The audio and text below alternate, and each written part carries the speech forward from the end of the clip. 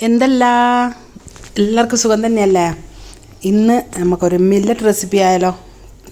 കോടപ്പുല്ലെന്നോ കോറപ്പുല്ലെന്നോ അങ്ങനെ മലയാളത്തിൽ പറയാമെന്ന് പറഞ്ഞു. ഇത് ബാന്യാർഡ് മില്ലറ്റ് എന്നാണ് പറയുക. നമുക്കിത് സൂപ്പർ മാർക്കറ്റിലെല്ലാം വാങ്ങാൻ കിട്ടുന്നുണ്ട്. അപ്പോൾ എന്തായാലും എല്ലാവരും ഇതൊന്ന് വാങ്ങി ഉണ്ടാക്കി നോക്കണം. വലിയ വ്യത്യാസമൊന്നുമില്ല കേട്ടോ, നമ്മൾ അരിനേക്കാൾ നല്ല ടേസ്റ്റി തന്നെയാണ്. അപ്പോൾ അതെന്തായാലും നമുക്കൊന്ന് എങ്ങനെയാണ് ഉണ്ടാക്കുന്നതെന്ന് നോക്കിയിട്ട് വേഗം വരാം. കിച്ചടി ഉണ്ടാക്കാനായിട്ട് ഞാനൊരു ചട്ടി അടുപ്പത്ത് വെച്ചിട്ട് അതിലേക്ക് 1 ടേബിൾ സ്പൂൺ നെയ്യും 1 ടേബിൾ സ്പൂൺ വെളിച്ചെണ്ണയാണ് ഞാൻ ഒഴിച്ചു കൊടുക്കുന്നത്.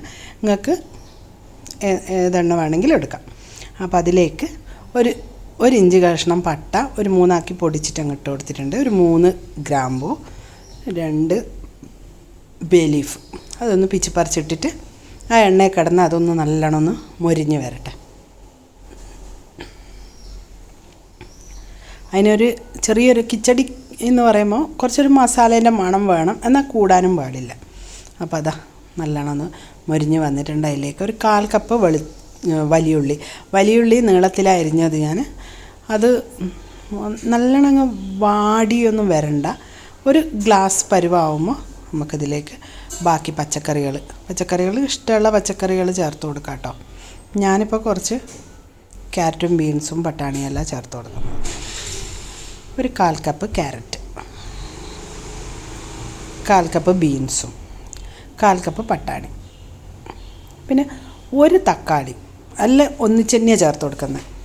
അതിലേക്ക് ഒരു 1/4 കപ്പ് ഉരുളക്കിഴങ്ങ്. ഇതെല്ലാം കൂടി നല്ലോണം ഒന്ന് മിക്സ് ചെയ്തിട്ട് ഒരു 1-2 മിനിറ്റ് പിന്നെ ഈ തക്കാളിയിലുള്ള വെള്ളം വറ്റുവോളം ഒന്ന് നല്ലോണം ഒന്ന് ഇളക്കിയെടുക്കാം. അതിന് ശേഷം നമുക്കതിലേക്ക് ഉപ്പും കൂടി ചേർത്ത് കൊടുത്താൽ പെട്ടെന്ന് തക്കാളി വാടിക്കിട്ടും. അപ്പോൾ ഈ പച്ചമുളകും കൂടി ഇട്ട് കൊടുത്താൽ ആ എരിവും മറ്റുള്ള പച്ചക്കറികളിൽ പിടിക്കാനും എളുപ്പമായിരിക്കും. തക്കാളീൻ്റെ വെള്ളത്തിൽ കിടന്നിട്ട് അപ്പോൾ അത് നല്ലോണം ഒന്ന് ഒരു 2 മിനിറ്റ്, ഞാൻ പറഞ്ഞില്ലേ, ഒരു 2 മിനിറ്റ് നല്ലോണം ഒന്ന് ഇളക്കിയെടുക്കാം.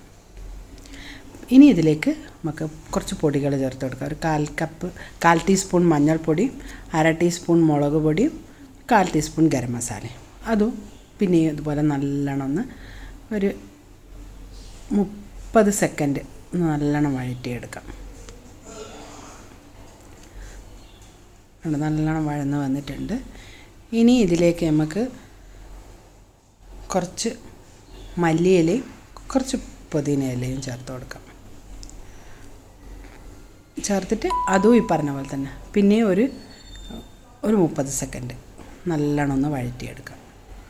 അപ്പം നല്ല ഒരു മൈൽഡായിട്ടുള്ള ഒരു മസാലേൻ്റെ മണം വരും.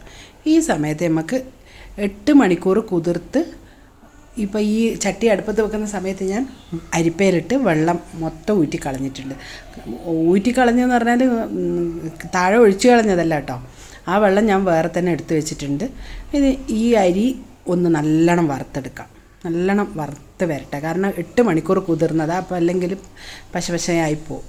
അപ്പം ഇതിനുള്ള വെള്ളം എന്ന് പറഞ്ഞാൽ ഞാൻ പിന്നെ കുതിർത്ത് ആദ്യം അരി നല്ലോണം കഴുകിയിട്ട് 2 കപ്പ് വെള്ളം ഒഴിച്ചിട്ടാണ് കുതിർത്ത് വെച്ചത്. ആ വെള്ളം ഞാൻ അരിച്ചെടുത്ത് വെച്ചിട്ടുണ്ട്. ആ വെള്ളം തന്നെയാണ് ഇതിൽ ഒഴിക്കാൻ പോകുന്നത്. 1 കപ്പ് അരിക്ക് 2 കപ്പ് വെള്ളം. അപ്പോൾ അതാ കണ്ട, ആ വെള്ളത്തിൽ തന്നെയാണ് ഈ അരി വേവിക്കുന്നത്.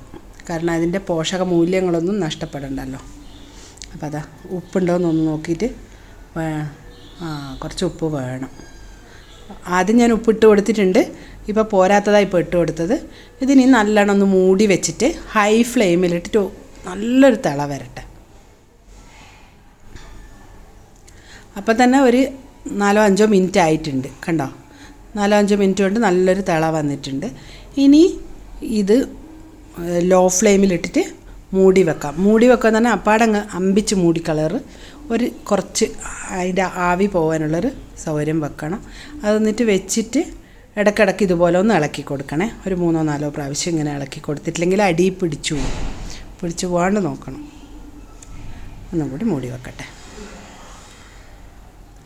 അപ്പം ഇനി ഇത് ലോ ഫ്ലെയിമിലിട്ടിട്ട് നല്ലോണം ഒന്ന് ഇളക്കി ഒരു 3 പ്രാവശ്യം ഇളക്കുമ്പോഴത്തേക്ക് ഏകദേശം ഒരു 15 മിനിറ്റ് ആവും. 15 മിനിറ്റ് കൊണ്ട് നല്ലോണം വെന്ത് കിട്ടിയിട്ടുണ്ട്. ഇനി ഇപ്പം ഇത് ഒരു കട്ട പിടിച്ച പോലെ ഉണ്ടാവും, അതുകൊണ്ടൊന്നും വിചാരിക്കണ്ട. ഒന്ന് നല്ലോണം ഇളക്കിയിട്ടിട്ട് ഉപ്പെല്ലാം നോക്കിയിട്ട് വേണമെങ്കിൽ ഇപ്പോൾ ഈ സമയത്ത് ഉപ്പിട്ട് കൊടുക്കാം കേട്ടോ.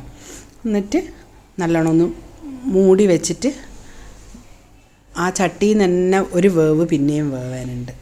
അപ്പോൾ സ്റ്റൗ ഒന്ന് ഓഫ് ചെയ്ത് കൊടുക്കുക, അതൊരു ഭാഗത്തിരിക്കട്ടെ. അപ്പോൾ നല്ലോണം ചട്ടി കുറേ വെള്ളം അങ്ങോട്ട് വലിച്ചെടുക്കും. അതിന് ശേഷം നമുക്ക് സെർവ് ചെയ്യാം. ഇതിനായിട്ട് നമുക്കൊരു ചമ്മന്തി അരക്കാനുണ്ട്. അപ്പോൾ അതിന് എന്തെല്ലാം വേണ്ടതെന്ന് നോക്കാം. ഒരു മിക്സി ജാർ എടുത്ത് വെച്ചിട്ടുണ്ട്. അതിലേക്ക് ഒരു പച്ചമുളക്,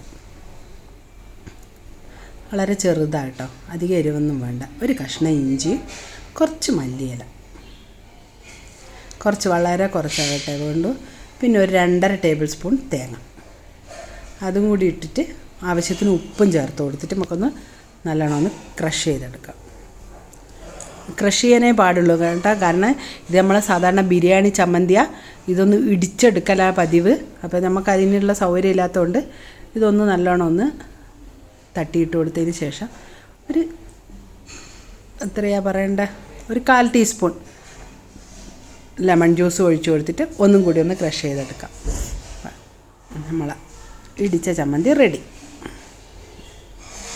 ഒന്ന് ഉപ്പ് നോക്കട്ടെ, ഉപ്പെല്ലാം കറക്റ്റാണ്, നല്ല ടേസ്റ്റ് ഉണ്ട്.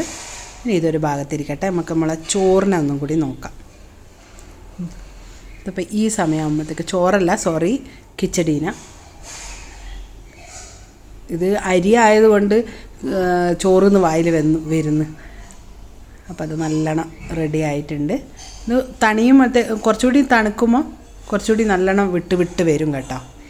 ഇനി ഇതൊരു സെർവിങ് ബൗളിലേക്ക് മാറ്റാം. കണ്ടോ, എല്ലാവരും എന്തായാലും ഉണ്ടാക്കി കഴിച്ചു നോക്കി അഭിപ്രായം അറിയിക്കാൻ മറക്കണ്ട. അടുത്ത ആഴ്ച വേറൊരു വീഡിയോയുമായിട്ട് കാണുന്നത് വരെ താങ്ക് യു. ഇവനോടൊരു ഉണ്ടേ നടക്കൂല, ഓന് വാരിക്കൊടുക്കാമെന്ന് സമ്മതിക്കുന്നില്ല. വേണ്ട, ഓൻ തന്നെ തിന്നണം പോലും. വാവേ വേഗം തിന്നോ.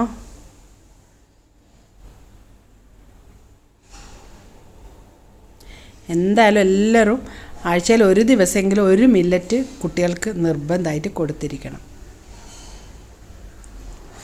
അടുത്ത ആഴ്ച കാണുന്നത് വരെ ഒരിക്കൽ കൂടി താങ്ക് യു.